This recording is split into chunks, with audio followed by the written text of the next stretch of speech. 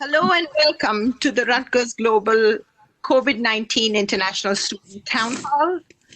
My name is Urmi Otiv, and I'm the Executive Director of the Office of International Student and Scholar Services, part of Rutgers Global. This town hall has been coordinated by our Rutgers Global programming team led by Dr. Rick Lee and his staff, in close coordination with the ISSS team and many other valuable campus partners. I see that we have quite a few other colleagues from Rutgers Global and around the campus who have taken the time to join us. I thank you all for being here today with us. This town hall is the first in a series of conversations that we would like to have with you. We want to connect with you, we want to get to know how you're doing, and we want to better understand your questions and be able to answer them. But as you know, the pandemic is still unfolding. Every day there are changes. We don't know where this is headed.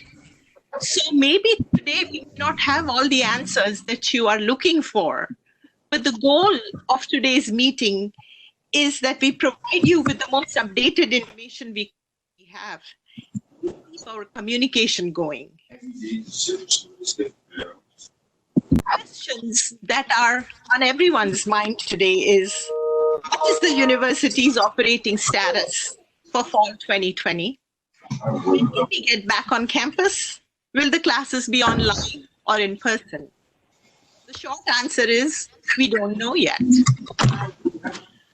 According to President Bachi's latest message last week, a preliminary plan for returning to the campus will be announced in the coming weeks.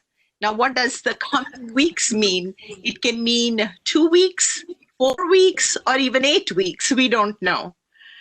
Most likely, from what we understand, if we put all the dots together, Rutgers will see a hybrid model, a combination of in-person and remote education for this fall semester.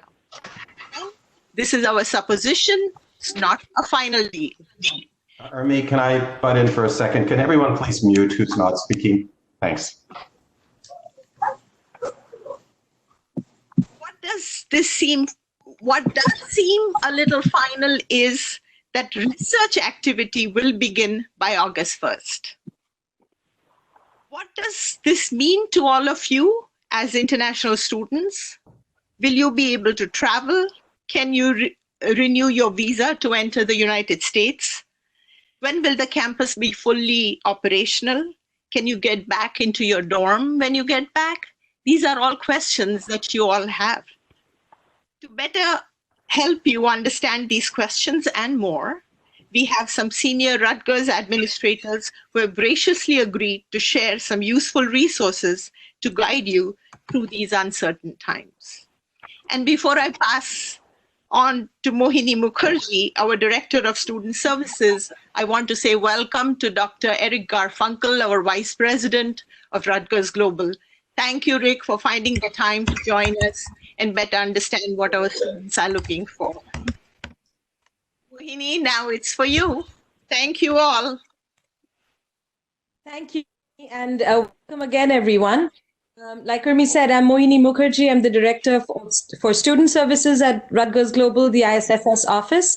We're really lucky today to have an excellent panel of speakers from different functional areas of the university, and they will introduce themselves to you in just a few minutes.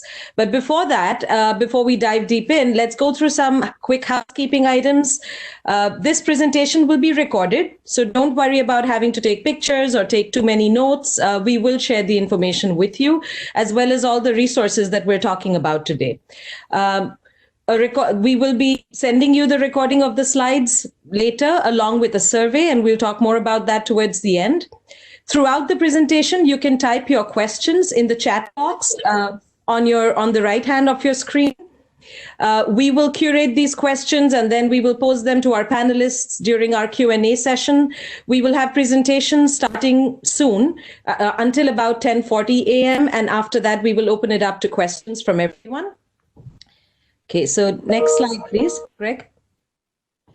This is, again, like Urmi said, the first of many more such events we hope to arrange. So today's focus will be more on immigration matters and campus resources. Based on the questions you have pre-submitted, thank you for doing that. We understand that many of your concerns are related to financial, academic issues, as well as other topics. They're all extremely important issues, but some answers are just still in development. So we promise to bring you more sessions like these to answer some of those more academic related and financial questions and concerns that you have as information becomes available and clear. For today, our speakers will share with you resources available to Rutgers students on campus and virtually, talk about health and wellness during these times, which is incredibly important, discuss some if you're facing any kind of bias and discrimination. And finally, we will talk about immigration-related information and policy updates. Now, I'd like to request our speakers for today to please introduce themselves, and we can pretty much go in alphabetical order. Maybe we can start with. So my name is, I'm the Associate Vice Chancellor for Students. Good morning, everyone. My name is Jeff Brody. I'm the Senior Associate Dean of Students here in New Brunswick in the Office of the Dean of Students. Sorry, I was on mute there. Good morning, everyone. My name is Ji Lee. I'm the Executive Director for Intercultural Engagement and Inclusion Initiatives within the Division of Student Affairs. Hi, everyone. My name is Yushi Wan, and I'm one of the community-based counselors from Rutgers Counseling Center. And you've already met Urmi and me, so Maya. Good morning, everybody. My name is Maya Sarno. I'm the Assistant Director of International Student Services. Thank you all for joining us today. Thank you. David? And good morning. My name is David Nachman. I'm an immigration lawyer with NPZ Law Group and actually a former assistant of student affairs for an academic institution out in Cleveland. For joining us. Sorry, that wasn't quite an alphabetical order, but thank you anyway. And our first speaker today is Jeff Brody, Dean of Students. Thank you, Jeff. Thank you, Mohini. I'm going to talk quickly because I know we have a lot to cover about what the Office of Dean of Students has been doing to support students during this difficult time during the pandemic. One of the biggest challenges we've seen students face are technical issues with remote access, being access to laptops. We do have a program where we can assist students with their laptop needs. Unfortunately, that program can only take part if you are here in the States right now, but we can schedule pickups at a location. Working, I know that our federal government has put forward a CARES fund that is accessible to our international population. The Office of the Dean of Students has an emergency fund through emergency situations, regardless of status, that students can apply to. This emergency fund is good for needs for everything outside of tuition payments. We're also working with students and working with our food pantry with providing grocery cards to ShopRite as well as RU Express cards. Students who are here in New Brunswick know the RU Express system and can be utilized at any business as well as the Bravo grocery store near campus against students who are struggling, lost jobs, lost income. All appointments, it's very easy to find us, can be scheduled online. Food cards and laptops will be handed out at the food pantry distribution. And we are also working very closely with students who have been impacted by family members who have been sick, who have tested positive for COVID, or whose academics have been impacted by the challenges that this disease has brought forward. So if you have any of these issues, feel free to inquire at our email, deanofstudents@echo.rutgers.edu, and you will receive an answer as long as it's during the week, normally within the same day or next business day. If there is a challenge with that, email again, and I will make sure our administrative staff sends a second email to me so you get an answer from me. But we have been very good about answering within a 24-hour period. Right. Jeff, I'm sorry to interrupt you for a second, please. Everyone, those who are not presenting, I would like to ask all the audience members who are joining us for the town hall to mute your audio and hide your video. We're having a lot of feedback issues. So please, everyone, we can still hear people typing. So please mute your audio and hide your video. Who presenter?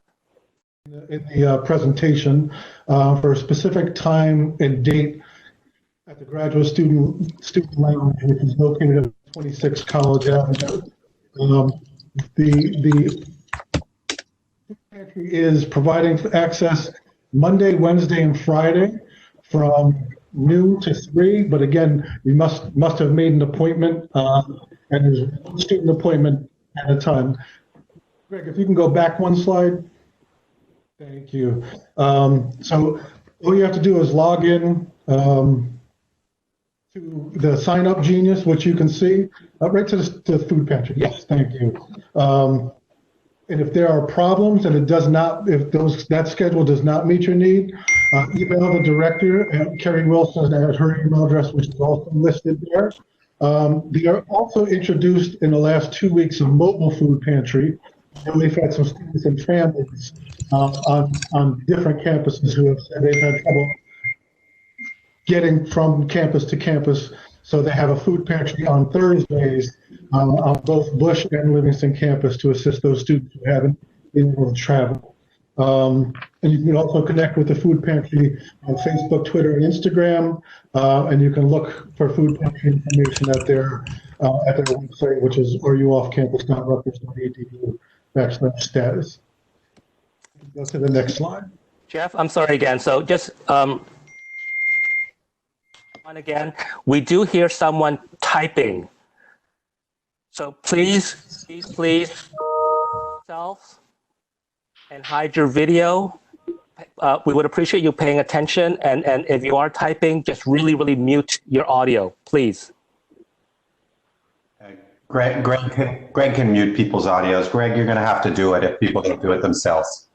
Thank you. So also wanted to make sure students are aware of other resources and services and what the status is.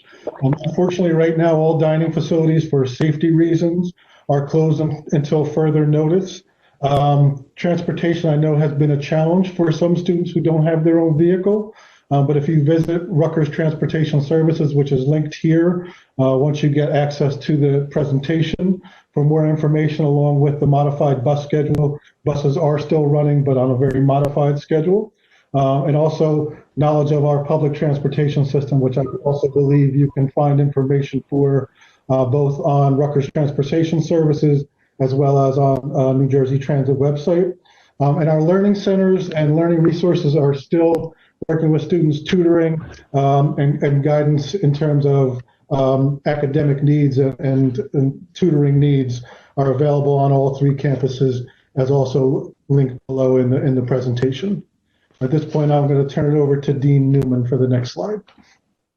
Good morning, everyone. I'm going to talk briefly about student legal services, just so you know that we have 2 attorneys that your student fees pay for that can help you if you do have legal questions or want referrals to attorneys off campus. So one of the things they've been working on right now is with international students who went home and are not able to come back, but they still have leases or they still have belongings in their off-campus apartments. Students are held responsible for the terms of your lease. So with some students, that could mean losing your deposit or still being responsible for the outstanding rent. So if that's any of you, you might want to contact legal services to find out what they can do to help you. So our Student Legal Services Office has been working with Rent Control Office in New Brunswick, and they're also working with students to find out if there's anyone that they know of, a friend or a relative that's close to campus that can help empty out their apartment or provide some services just so we can try to get students money back. There's other legal questions that you might have. If you might have questions about a lease for next year or you're looking to sublease for the summer, you can contact Student Legal Services. And if you email them at sls at echo.rutgers.edu. They get back to you within a few hours, and they can set up an appointment with you either over WebEx or Skype and talk to you about what your issues are. Next slide, please, Greg. So residence life is the big one. We were all kind of taken by surprise when we needed to go remote for the full semester and empty out students' belongings. And some students, international students that went home, when the decision was made, were not able to kind of come back to get their belongings. So right now, students who moved all of their belongings out by the deadline that was set were issued refunds. So all housing refunds and dining refunds have been made. And if you want to know how dining refunds were made, you can check out their website because they do have information about that. So we did allow those who had, we did allow students who had no place to go to remain on campus, regardless of whether or not they have classes remote or in person. So that includes the summer, and it will probably include the fall as well. So we do have summer housing options that were made available to those that had current housing contracts, and that included giving extensions to individuals that just needed 1 or 2 weeks in order for them to be able to make different arrangements. So, so students that are here on campus through May 31st are not going to be charged. We are moving individuals to summer housing for a number of reasons. Number one, we're moving everyone to apartments for the summer, so that way you have access to a kitchen. But also, all of our apartments are air conditioned and a lot of our residence halls are not. So we wanted to make sure that everyone in summer housing had a kitchen and had air conditioning. So the big question that everyone is asking about is what's going on in the fall. And unfortunately, I don't have an answer for students yet. We're still waiting to find out, as Ermi talked about, what the university is planning to do for the fall semester. And as soon as we have notification from the university, we will have a plan in place to notify students. So hopefully, we heard from Dr. Barchi, as you all saw in his email. He said 6 to 8 weeks. So we're hoping by the end of June or early July to be able to notify students about what the plans are for fall housing. But again, if you are on campus and you have no place to go, and you've had a contract with us, we'll work with you. We understand that that's the case. We do have facilities working constantly in our buildings right now. So they are cleaning doorknobs, elevator buttons, front door. I'm here on campus today in the Student Center, and I saw the Student Center staff, facility staff cleaning as I came in. So there is a real concern at the university that there are still people here, and they are making sure that our facilities are clean. And please, if you're on campus right now, take the precautions that our governor has talked about, maintaining your social distance and wearing protective masks if you're going out into public stores to gather belongings. So we do have some staff on the call as well from Newark, but I did want to let you know that there are resources for students at both Newark and Camden available as well. So we did want to say that if you are a Rutgers Newark student and you're in need of emergency support and our laptops, please contact your Dean of Students office, the Rutgers Newark Care Team at careteam@rutgers.edu. And also the food pantry and other financial resources are still working, and the health services are still working at Rutgers Newark. So please be sure to check out the websites and this information, which will be available to you after this town hall is over. Maybe we can move on while Greg is looking at advancing the slides. Sorry, I am advancing them. I'm not sure why it's not connecting on your end, but I have advanced the slides and they're not showing up, I'm guessing, on your end. And we will share the slides later. I'm sure the speakers can speak to the content of their slides. So we move on to our next speaker. I'll finish up the Rutgers Camden information that is there. Rutgers Camden has some very similar resources as New Brunswick and Newark, and working very closely with the Office of International Students and Global Programs. So any worries and concerns about guidance and what our international population should be doing, they can visit the Rutgers Camden International website, along with getting answers to employment questions, housing operational status, and the like. We can go to the next slide, which talks a little bit more about wellness. There's the counseling and medical center still remain open. Food pantry also remains open on Tuesday and Thursdays. The Dean of Students office also has the same laptop program, and for students with need, Dean of Students at camden.rutgers.edu. The learning and tutoring programs continue to work online. There's a web link for that as well, along with some additional information on technology resources, free internet resources, and the like. And any IT issues, they can email help@camden.rutgers.edu. Go to the next slide, and I'm going to turn it over to Yushi.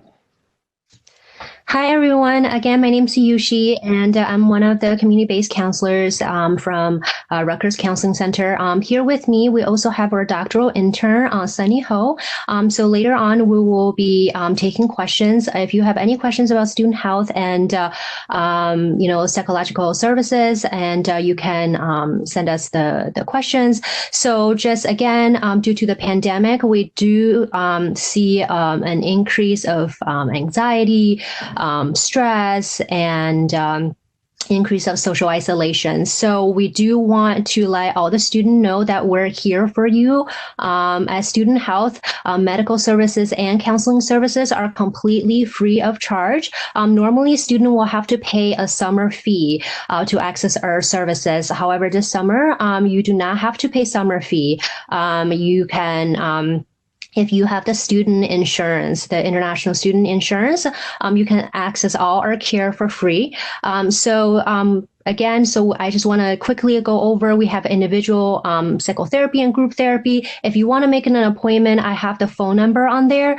You can just call and leave your full name, phone number, and RUID, and someone will call you back within 5 minutes. And if you're not really sure about therapy and you do experiencing a lot of stress and anxiety, we also have Let's Teletalk.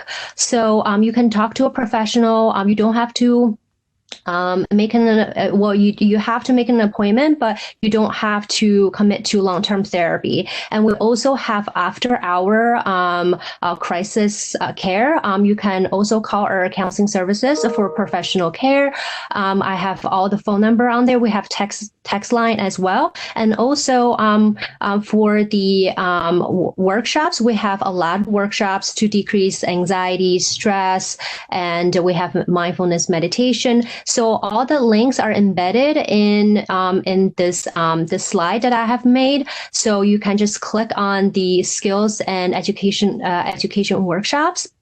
And just also want to let you know that if you're experiencing any type of symptoms that you think that is COVID-19 related, you can actually go online and you can have a free testing at Rite Aid. So far in New Jersey, we have around the area, we have Edison and Somerset that you can go to, but you have to register online first. And then also if you have other symptoms like other than COVID-19, you can call our health services or you can email us. I have the email address on there. You can see a health professional as well. And then also I want to let you guys know that we also at the recreation center, we have a lot of workout sessions online. Like you can check out our Facebook and the recreation website. And also we do have psychological services in Newark and Camden as well, and I have it in the information on the slide. And now I'm going to pass it to G. Thank you so much, Yushi. Hi, everyone. Again, my name is G. Lee. I'm just going to take just a couple minutes to talk with you about bias and discrimination. As many of you may already know, since this pandemic has started, Asians and people of Asian descent have been the targets of a lot of bias and discrimination, whether it's direct face-to-face interactions, online, social media, you have it, you name it, you have it. And so one of the things that we really want you to know is that Rutgers, we're here to support you through that. First of all, racism, bias, discrimination is not okay. And it is really important for you to report it. Actually, I'm on the wrong slide, by the way, just waiting for the slide to go through. But there are several links that'll be shown up on the slide. A link for New Brunswick, a link for Camden, and a link for Newark in terms of where you can go report any incidents of bias that you experience on campus, whether it's in the classroom setting, whether it's in the non-classroom setting. It's really important for you to share that information with us so that we can connect with you and support you, and to be able to support other students as well. So please know that it is a serious issue, and we want to make sure that it's not tolerated here on campus. There we go. The slides just popped up. So here you'll see the New Brunswick link, the Newark link, and the Camden link. You'll have this presentation, so don't worry about the long URLs and copying all this down. But I just want you to know that at Rutgers, we take this seriously, and every incident of bias does reach the Dean of Students office, and every single case is handled. So we just want you to know that these resources are there for you. David, why don't you just start speaking? The slides will appear. Greg has informed us that he is having bandwidth issues, and the slides have been increased. So just go to the first legal slide. Okay, great. So Maya, are you with me? I am here, yes. And I will say, while the slides are advancing, we just appreciate everybody's patience in getting to this portion of the presentation. We know that for the students, a lot of you, the biggest item on your mind is the immigration landscape, and that is a large part of this presentation. So we apologize if some of the earlier topics discussed seemed rather quickly, but again, this whole presentation will be available to all the participants afterwards, so we'll be able to refer back to that. And now we're going to go into a lot of your immigration questions that you had submitted already to us, and that is how we have curated these slides to answer those questions. After we go through these immigration slides, we will have a Q&A in which we can answer any questions that may not have been answered already. So with that, I'll hand it back to David. Well, thanks so much, Maya. And I just want to say that I commend the staff at Rutgers for doing a presentation like this, because the information is so incredibly important to get to the student body. And I see some of the questions that are coming up, connecting some of the international students together. And that, I think, also is super important. And my law partner and I have been doing presentations like this for academic institutions throughout the country for the last 3 weeks.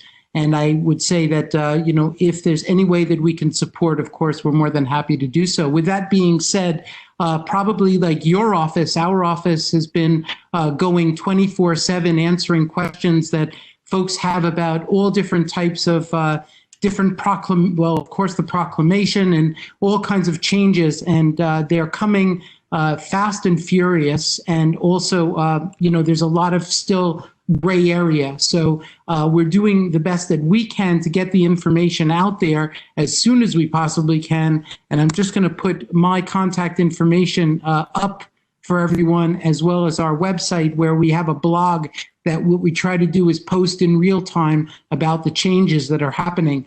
But let's first quickly just talk about this proclamation, which really scared everyone. I've done several videos, and the proclamation was what they call a ban of immigration to the U.S.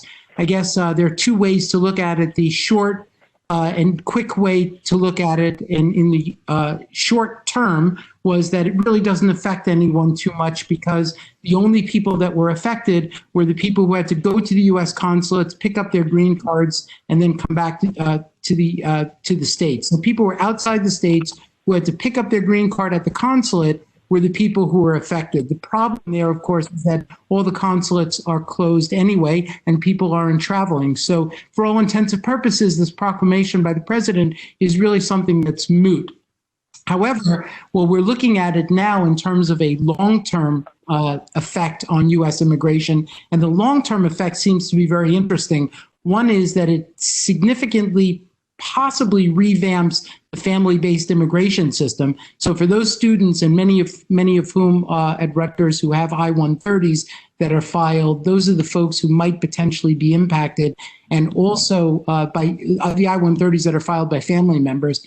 And also, there is a provision that's buried in this proclamation that says the Secretary of Labor and the Secretary of the Department of Homeland Security are going to convene within 30 days of the proclamation being issued to discuss ways in which to revamp the immigration system because of the unemployment situation and because of the economic situation in the U.S. So that really remains to be seen. So we'll do the best we can to keep everyone updated. With regard to the restrictions are still in place. That's the next point on the slide. As I mentioned before, there is a suspension right now of visa services at the U.S. consulate offices abroad. However, there is an exception for emergency medical professionals who have visas that are already approved. So for folks who have non-immigrant visas and immigrant visas approved, then those folks, of course, can set up emergency appointments, and they can possibly be able to come into the U.S. To assist with the COVID-19 situation. So we'll go to the next slide. And I'm reading actually off of I have another video here, so I'm reading off of that. Right now, so just so everyone understands the lay of the land of what's going on in the U.S., the application support centers, which is where you do your biometrics, those are closed. USCIS field offices remain closed. There's discussion about them. Originally, it was coming back online June 3rd. We're now hearing about mid-June. Please remain patient. And obviously, we're going to do the best we can to get the information out there as to what's going on. What we've noticed, interestingly, not the field offices, but the service centers remain open. They're still working. We're also noticing that there's more flexibility that's being given with regard to requests for evidence. And also we're noticing that actually harder cases that we previously submitted and got a lot of resistance on are actually getting approved. And notwithstanding the fact that the premium processing procedure is offline presently, the cases are actually being approved rather quickly. In addition, the government appears to be using biometrics information that is already, if you've given biometrics, they're reusing it so that they're not sending you to the application support center. And for folks whose parents or siblings or friends may be visiting, there are ways in which to extend their stay because of obvious travel restrictions that are in place. So for example, I heard something, question? So for folks who, let's say, entered on ESTA, and if you're coming up to the end of your ESTA stay, there is a procedure in place that's called satisfactory departure, which you can get either online or by contacting CBP, or for individuals who, let's say, are coming to the end of their stay on a visitor visa, they can go ahead and apply for extensions of visitor visas. That's what our office has actually been dealing with probably for the last 2 or 3 weeks, are emergent filings for extensions of visitor visas. Maya, I guess the next issue there has to do with the 60-day extension. My understanding that 60-day extension is still in place. Is that your understanding also? Yes, it is. And actually, in a couple slides from now, we'll be going into the 60-day extension. So in order to allow enough time for the Q&A, we should probably keep on moving through the immigration questions. So maybe, David, if you want to talk about the public charge rule briefly, and then Greg can prepare the next slide.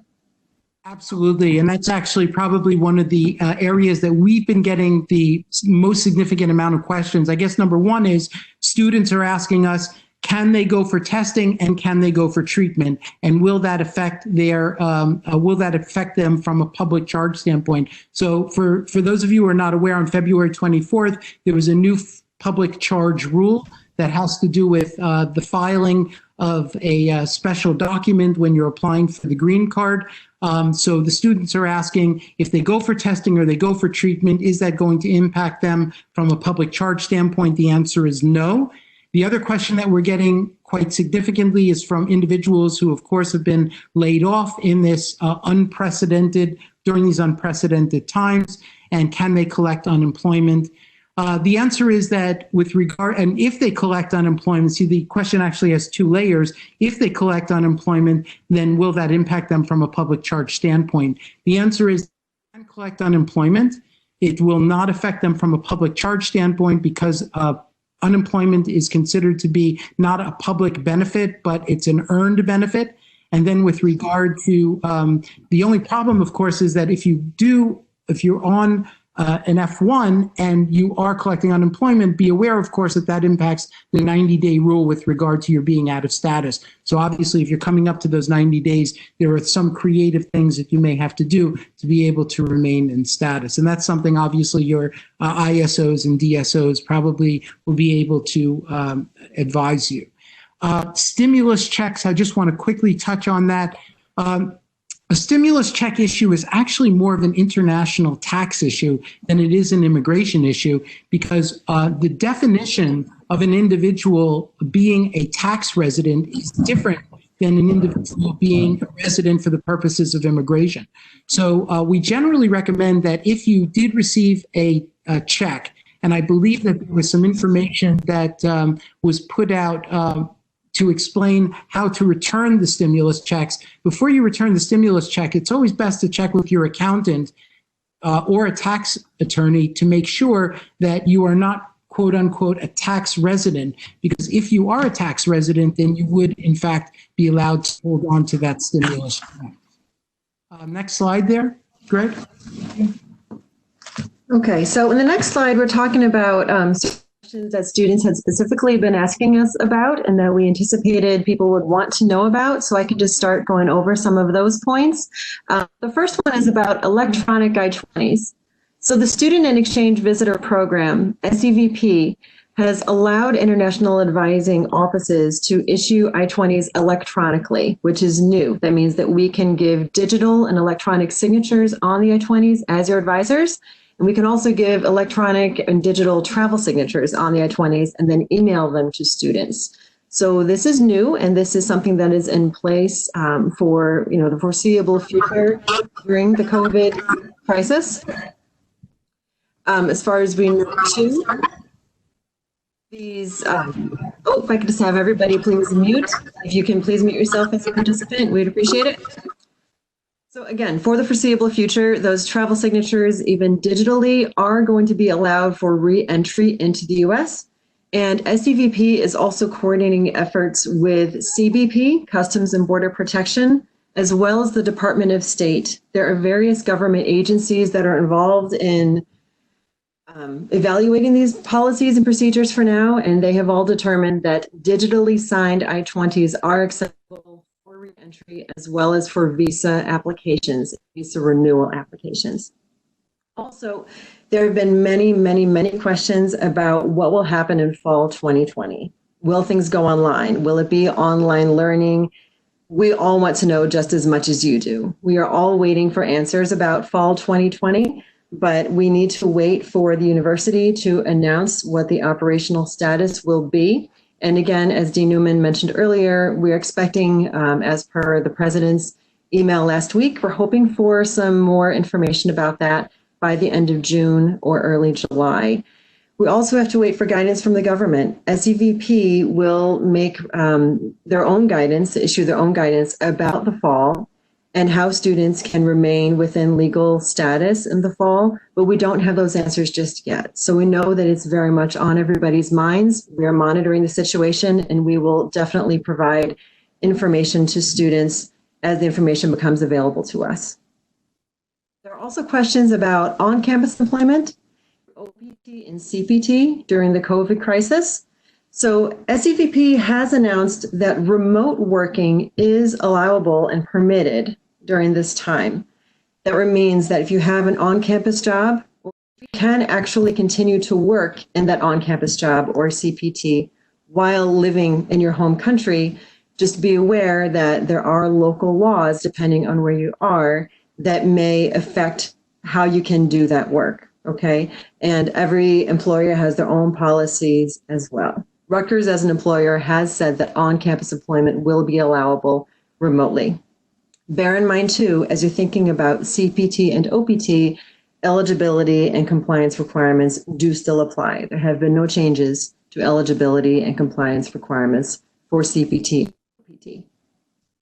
We have not heard any updates on whether or not students may file for OPT while abroad. As of right now, the situation is that all from within the United States. As of right now, the good news is we have not heard of any difference in USCIS processing for OPT. Even though the field offices have closed, they are still processing OPT applications on a normal expected timeline of approximately 3 months. A lot of students have also had questions about the 60-day grace period. So as a reminder, for F1 students, upon completing your program on your I-20 end date, you enter into a 60-day grace period. During the 60-day grace period, you have the options of transferring to another program, changing your education level, changing your status. As of right now, there have been no regulatory accommodations of extending that 60-day grace period. If you find that you are in your grace period as an F1 student and you're approaching the 60th day and you're still, we just encourage you to reach out to your international office, the ISSS, or your international office in Camden or in Newark, and discuss with an advisor what your options might be if you're approaching the end of your grace period. Thanks, Greg, for the new slide. Now to mention some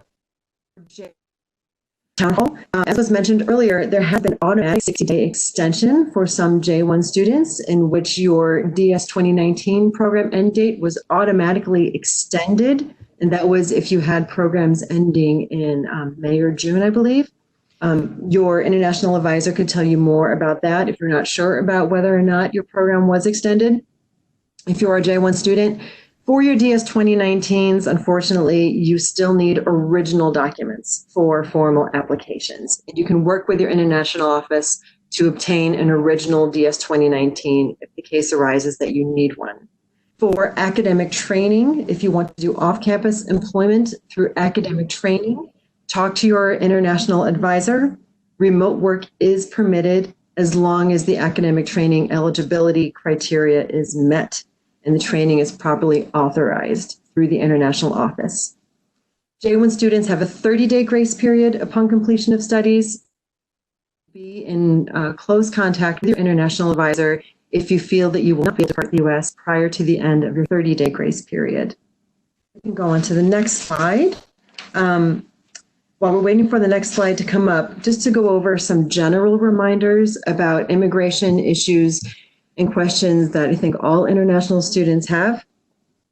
First of all international offices within Rutgers, okay, both Newark and New Brunswick, we are doing virtual advising right now. We are happy to meet with you and discuss all of your concerns through our virtual advising service. Trying to leave the U.S., but you're signature. You do not need a travel signature on your immigration documents to it comes up that you're able to leave and you don't have a valid travel signature right now. We work with you once you're in your home country to get a new I-20 or DS 2019 to you with the appropriate travel signature. Once again, everyone wants to know about legal status for the fall semester. It all depends on the university operating status as well as SEVP guidance. As we receive this information, we will advise accordingly. Please, please, please be sure to look at the FAQs. Our office has spent a lot of time updating and keeping up to date. We have in this presentation with all the resources. And again, all slides will be made available to every participant of this town hall at the end. And the FAQs are the most updated place to find your information about your immigration concerns. It's a one-stop shop for information as we're receiving updated guidance from the university and from the government. Some financial and employment points. Social Security offices are currently closed. Contact with the Social Security Administration office in New Brunswick. We're trying to work to see how we can help them, work with students to process their Social Security number applications. We'll provide you more information as we have it, but we're working on it. Many students have had questions about fee structures for the fall. We don't know of any changes at this point. However, there will be an open forum tonight. I don't think open forum is the right word, but there will be a financial discussion this evening. And there's information on the slide about how to participate in that if you have questions or want to know more information about tuition and fees. As a reminder, there are emergency funds available to students through Rutgers Global, as well as through the Office of the Dean of Students. We know students have a lot of questions and have encountered very unfortunate and dire circumstances that are available to you, and you can go to those different resources to apply for funds if you need to.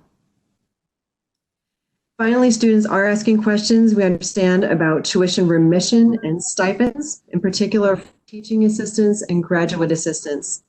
Once again, we are waiting for more information from the university, and we will keep you posted as we have that information. We're ready for the next slide. I believe the next slide actually is all of the immigration resources. A lot of these resources have been mentioned throughout this presentation. And again, once you have this presentation available to you, you can use the resources to kind of look for answers. And then if you still have questions, you can reach out to the international office. Rick Lee had mentioned the open hearing that is what I referred to earlier about tuition and fees, also about housing and dining charges. All the information is there in the chat box about how to access and participate in that open hearing, which takes place. Okay, while we're talking, I'm sure that you have some questions answered. So I'm going to turn it over to Mohini Mukherjee right now, and she will be able to maybe help distribute those questions to the different panelists. And just a correction, thank you. Rick has put in the chat box, the open hearing tonight is from 6 o'clock to 8 o'clock Eastern Time. Thank you, Maya, and to all our panelists for sharing all this insight and information. It's really valuable to our students. And, like I think everyone has said already, we don't have all the answers, but we're looking for them, and we'll bring them to you as soon as we're able to answer some of your very relevant questions. So you've all submitted more questions in the chat box, and I think some of them have already been answered by our panelists, but I'll read out a few that maybe some of our speakers could address. While we're still on immigration matters, Maya and David, I think there's a lot of questions about the 5-month rule and how that will apply to international students who may have left the country and will not be able to return within 5 months. I think there's a distinction between students whose records are active or those who may have to close their records. And then how does the 5-month rule really apply to them? Do one of you want to take it? Currently, the 5-month rule is being relaxed currently, but again, that's only for spring and summer. We don't know about how it will apply for the fall if students are stuck outside of the U.S. and can't get back in. So if you are outside the U.S. and had to leave during the spring semester, but you stayed registered, or you're abroad and you're registered for the summer, and even if you're not registered for the summer, because the summer is not a required semester in which to be registered, you do not need to worry about the 5-month rule now. And again, there will be more guidance about how the 5-month rule will be viewed in the fall. I was just going to add that we're awaiting further guidance, of course. And I think that, first of all, Maya did a great job of covering a tremendous amount of material super quickly. And one thing I would just like to say as sort of a supplement to that is, and I believe you would probably agree, Maya, is that the students should be mindful of being in direct touch and close touch, obviously, with the International Student Office while this is all going on during these unprecedented times, because there's a lot of really bad information out there, especially in chat rooms, and it's really important that they help work with you where you can help them to decipher the government information so that they're not misguided in any way. So I just want to kind of put that out there. Thank you, David. Thank you both. David, could you share a little bit more about what being a tax resident means? I know you touched on it a little bit. So resident for tax purposes. Right. So the definition of a tax resident is really, again, something that's defined in the United States Tax Code. So generally speaking, an individual becomes a tax resident unless there's a treaty, an international treaty in place. And I believe that they refer to them as totalization agreements. So many international students are, and I please understand, I am not an international tax expert, so I always defer to my international tax gurus when these issues come up. And that's why I'm saying it's always a good idea for the students to check with the appropriate the people who are the experts in the field. But individuals become tax residents when they are physically present in the United States for over 180 days, or that they have a green card. So that is immediately what makes you become a tax resident. However, there are other nuances to that in particular cases where students have been here for a particular period of time. And again, I believe that those are addressed by these totalization agreements with the various countries. So it's always best to, if you, again, and I think that the issue is coming up in the context of an individual who may have received a stimulus check and they're not sure whether or not to keep it. So the question becomes, really the best thing to do is to check with an international tax accountant, someone, of course, that you trust, to let them make that determination for you.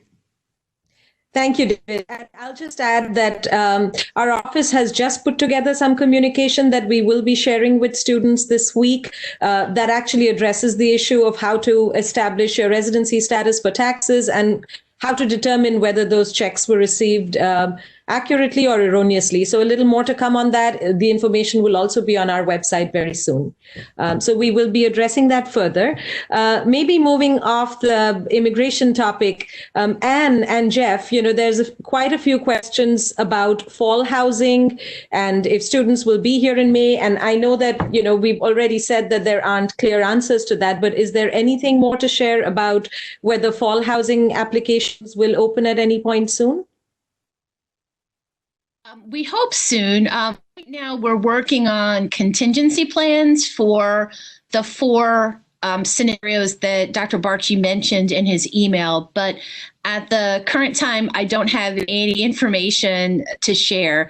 Now, if you applied for housing in the already for fall, we will let you know as soon as, and you've received your status already for the fall.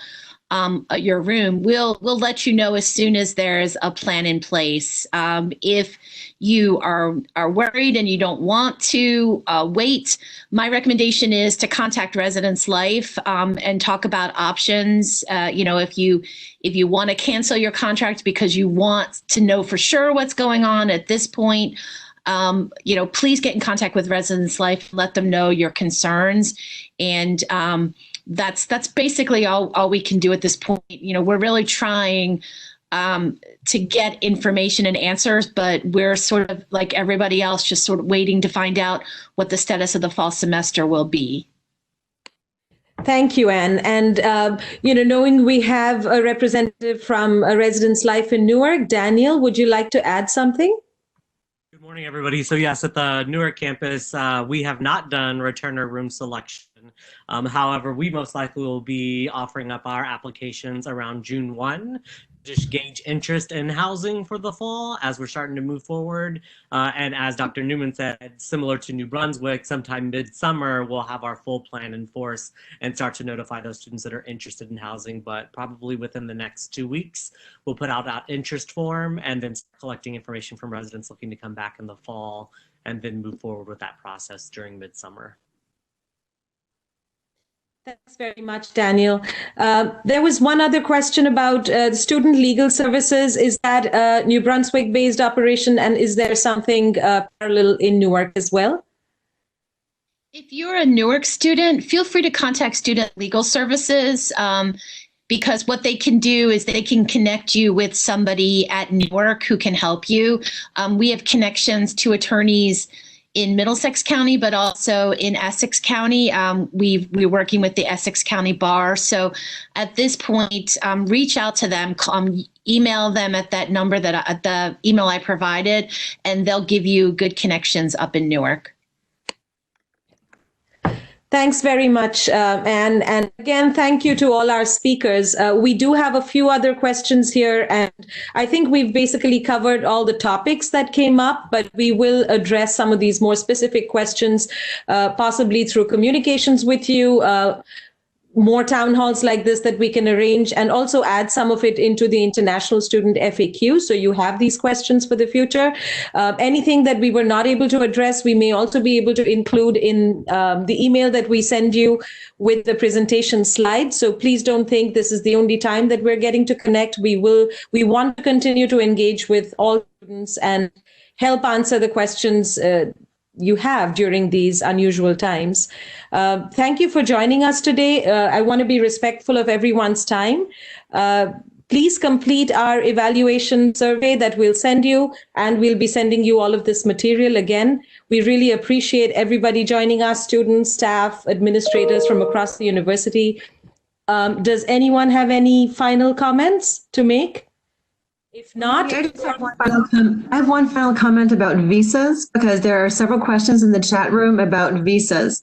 If you are a student with an F1 or J1 visa that expires while you're still in the US, you don't need to worry about scrambling to get it renewed, because visas cannot be renewed when you're in the US. You can only renew them outside of the US, and you can be in the US with an expired visa. As long as you're maintaining your status otherwise, it's perfectly fine to have an expired visa. So you only can renew it once you are outside the US and preparing for re-entry.